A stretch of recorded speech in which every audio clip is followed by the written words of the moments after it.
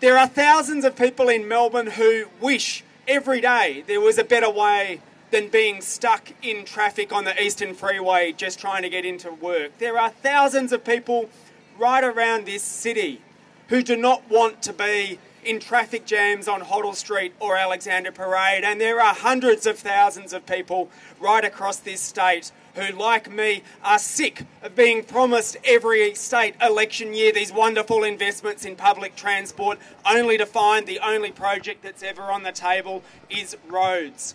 Well, we are here today to say, come this election, we are going to hold your feet to the fire and make sure that we have trains, not tollways, in Melbourne. Because this wonderful, beautiful electorate of Melbourne that I have the privilege of representing is going to be turned into a rat's nest of on and off ramps and a traffic magnet, and we are going to worsen congestion in our city if this project goes ahead. And we are now at a crossroads. If you've been lucky enough to travel around the world, you know you've been to a great city if you can get around without having to use a car. Melbourne can be a world-leading public transport city. And instead, we have governments of both persuasions intent on turning Melbourne into Los Angeles. Well, I've got news for you, Labor and Liberal. Building more roads to cure congestion is like loosening your belt to cure obesity. It does not work. And I know that this state planning minister seems intent on turning Melbourne into Manhattan. Well, I've got news for you. If you look at New York, there's a whacking great thing in the middle of it called Central Park. They keep their parks, they do not destroy them, as you are planning to do. And this plan is going to take the vibrant lungs of our city in Royal Park and turn them into a series of on and off ramps and toll roads. And the wonderful Rostraw Field, one of the last areas that we've got up in that north bit of Royal Park, where the original vegetation is still there, is going to be turned into on and off ramps. And people like Karima, who you've heard from before, in the Flemington Flats, will be able to reach out from their public housing flat and almost touch the huge, huge overpass that is going to go now basically as a duplicated CityLink between the current CityLink overpass and their flats, somewhere between 25 and 50 metres from the border of where people are living. And underneath there at the moment, where there are playgrounds and community gardens, are now going to be taken over by a huge flyover that will fly over the top. We are about to take the things that are great about Melbourne, that mean that Melbourne is the city in Australia where most people are moving to live every year. We are about to take those wonderful inner city suburbs and the communities that have been there for hundreds of years and divide them. People are going to lose the places that they play. If you want to bring people into inner city Melbourne to live, well, that's a wonderful idea and we're all for it. But Labor and Liberal don't then take away the parks by building a toll road on it. Where do you expect people to play if you destroy the parks and turn them into roads? We are only going to support you on the condition that you rip up the contracts for this East-West link and build public transport instead. Because we know you can do it. The legal advice is there. It's not often that I say have a look at Tony Abbott as an example, but I spent the last 3 years in the last Parliament watching Tony Abbott run around saying, I am going to rip up action on climate change. And I saw wind farms and solar projects saying, well, we're not going to sign the contracts then until we wait and see what the outcome is. Well, Daniel Andrews, do the same. Promise to rip up the contracts and this thing will not go ahead. So we have a very, very simple message here today. Dennis Napthine, have the guts to take this to an election because the people won't want it. And if you do take the gutless course of ramming through the contracts before the election, then Labor have the guts to stand up for the community and rip them up and build public transport instead. Because we are here fighting not just for all of us in the inner city who want a great place to live and want to protect what's good about Melbourne. We are fighting for everyone in the eastern suburbs who wants to spend more time with their family and who would rather get home on a train than be stuck in cars on the Eastern Freeway. We are here for everyone who wants the Melbourne Metro rail link built, because we know that if the money goes into this project, there will be not one single dollar available to fund any of the public transport promises after this election. And the good news is this: the contracts haven't been signed, there is not $1 set aside for construction, and there's a reason at the moment that the current Eastern Freeway stops when it gets to Collingwood, and that's because the residents there back in the 70s and 80s fought against their community being destroyed and fought for public transport. And just as they stopped the Eastern Freeway right there at the doorstep then, we are going to stop this east-west link as well, and we are going to put money into public transport. You are marching to make sure that Melbourne doesn't become Los Angeles, but remains the world's most livable city. Good on you, and we will win.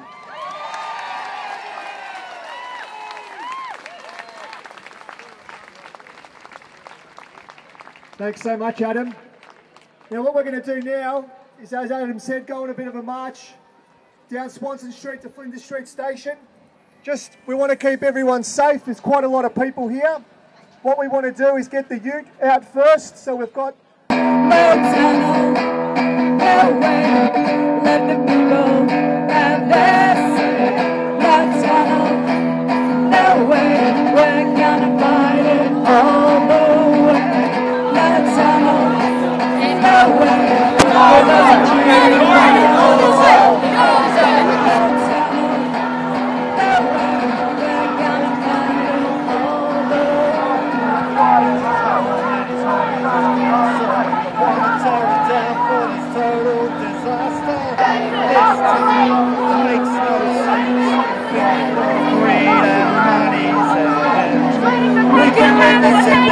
together, sister, brother, sister. It ain't no missing with somebody yourself, somebody you think. No time, no way, let the people have their say. No time, no way, we're gonna fight it all the way.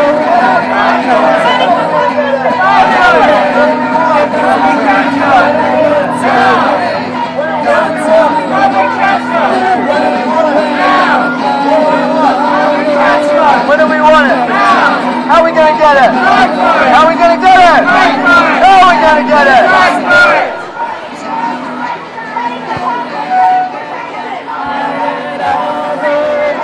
I belong to the Animal Justice Party, and this tunnel is going to highly impact the zoo and the animals in the zoo.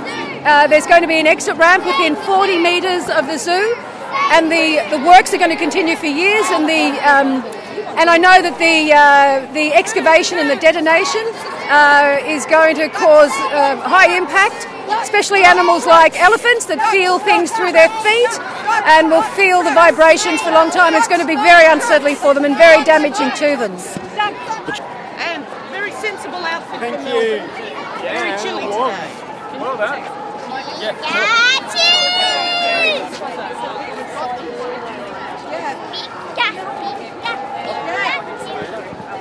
Save the zoo! Boo-hoo! Save the zoo! Boo-hoo! Save the zoo! Boo-hoo! Save the zoo! Boo-hoo! Save the zoo! Boo-hoo! Save the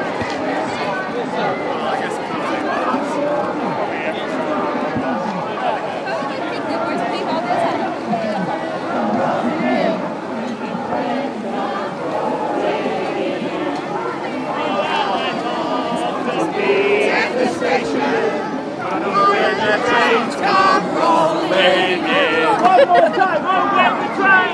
Where the train! Not rolling in! The train's gone wrong!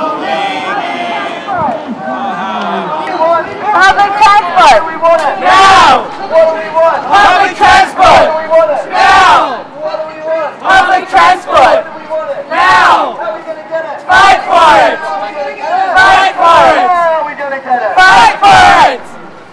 Money for public transportation, not for roads and corporations. Money for public transportation, not for roads and corporations. Money for public transportation, not for roads and corporations. Money for public transportation, not for roads and corporations.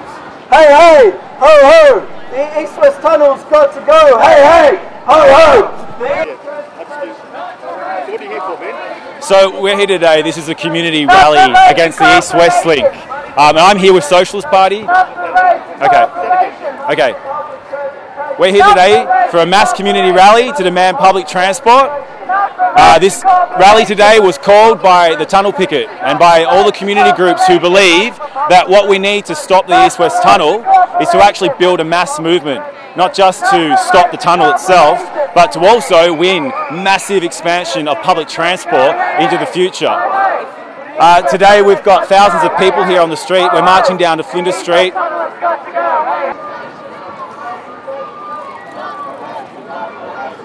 Money for public transportation, not for roads and corporations. Money for public transportation, not for roads and corporations. Money for public transportation, not for roads and corporations. Money for public transportation, not for roads and corporations. Money for public transportation, not for roads and corporations. Hey, hey, ho, ho. The East-West.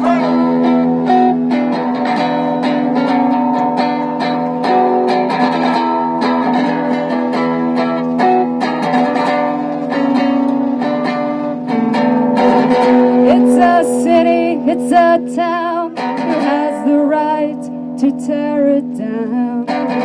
This tunnel makes no sense, built for greed and money's end. See the people hand in hand come together, take a stand. This ain't no missing link, so what do you say? What do you think? No tunnel, no way. And I mean, isn't it interesting that the Herald Sun, the Murdoch-owned newspaper that ran a smear campaign against me and my fellow picketers for 6 months, called us every name under the sun, isn't it interesting that their own poll found that 85% of people don't want the tunnel? I mean, our campaign of direct action has had a big impact on public opinion, and we cannot and we should not underestimate this. If they try to bulldoze trees in Royal Park, we will all be there. If they try to rip up the streets of Clifton Hill and Collingwood, we will all be there. And I have a message for the investors too. You are not immune. If you want to involve yourselves in a dispute between the Victorian community and the government, then you will be targeted. We do not accept that you have a right to profit from the destruction of our communities. So we need to rely on our own collective strength in this campaign because we cannot rely on the major parties. The Liberals want to build this project and Labor are refusing to rip up the contracts. So here's my vision for Melbourne, and it's nothing new. I'm sure you guys all agree with it. We need an integrated transport system with frequent trains, trams and buses. We need services that run every 10 minutes. We need buses that connect with trains. And here we go. We need Doncaster. We need Melbourne Metro, we need a train line to the airport, we need a train line to Mernda, and we need a train line to Monash. And that's just Melbourne. Don't get me started on regional Victoria. We need safe, clean and affordable public transport for all. We need to stop the East-West Toll Road because it's a tipping point this year for our city. This is a big year for us, this is a big year for Melburnians and a big year for Victorians. We decide this year what sort of city we want to live in and what sort of city we want to leave for our kids. Do we want it to be a city of mega roads, of traffic and pollution? Or do we want it to be a city with safer streets, with open green spaces and affordable and accessible public transport for all? Friends, this marvellous campaign of ours is about to enter the end game. Over the next few weeks and months, one of two things is going to happen. Either the state government and the LMA and the Victorian Police will push us aside and a road, the most unpopular road in the history of Australia, will be built, homes will be destroyed, parks will be wrecked, and will turn Melbourne increasingly into LA. Or alternatively, we will win one of the most magnificent community battles this city has ever seen, and we will open the door for a new phase in Australian politics. That's how serious it is in the next few weeks. And what a vindication of this campaign, that 2 days ago, in two separate polls, in The Age and in The Australian, the people who have been given a death notice by the Victorian public aren't us, but the Napthine government, who are facing electoral disaster in 5 months' time. We are partially responsible for that situation. One reason for the success so far of this campaign is our seriousness and our determination. This is not a consciousness-raising exercise, but we're fighting to win. Right from the start, when we forced and encouraged and succeeded in getting Yarra Council to put $100,000 a year into this campaign, the pickets that Kat spoke about, the serious nature of those pickets late last year and at the start of this year. Now, what is our strategy for victory over the next 4 months, 5 months? Firstly, we have to target the bidders. Samsung and C&T, whose CEO was jailed several years ago for 3 years, $98 million fine for corruption. That's one of the bidders for this tunnel. We will target them in the next few weeks and months. The second bidder, Lend-Lease, who received the largest fine in the history of New York for overcharging, $56 million. But worse, my union, the CFMU, have pointed out that in the last 12 months, we've had 60 serious injuries on their building sites in Australia. These are the people who are putting their hands up to build this tunnel. We will also, if we have to, build picket lines if it gets to construction, the likes of which we haven't seen in this city since the MUA dispute of 1998. But we also have to fight this politically. And we're going to put some heat on the Labor Party and their ridiculous, cynical position that they oppose the tunnel, but if they get elected and the contracts are signed, which they will be, they'll build it anyway. Can you imagine? That's right.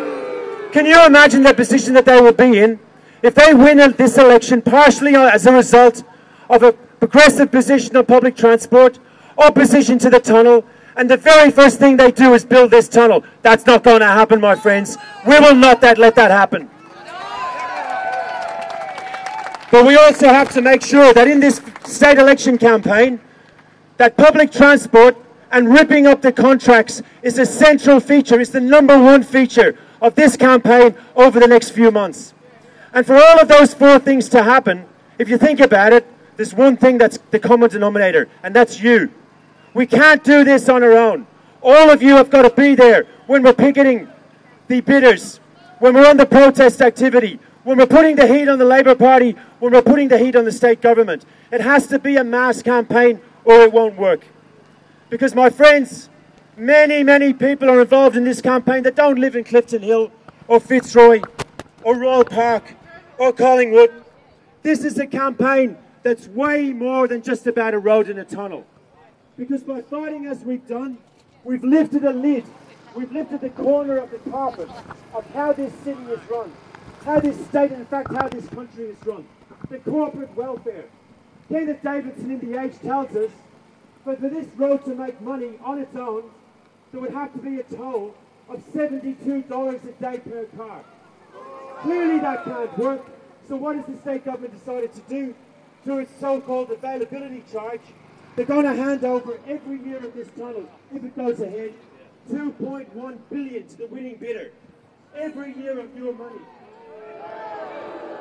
$2.1 billion would give us every year 26,000 new teachers and nurses in Victoria. That's what's been wasted by this government if they are going to go ahead. Even last Saturday we learned that the losers get a handout.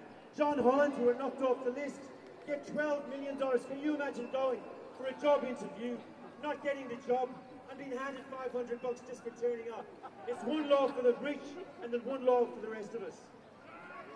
The ruling elite of this city, of this state, are lined up against us. They've thrown everything at us, and it hasn't worked. The Herald Sun, the 3AW, the $1 million in PR budget that the state government have got.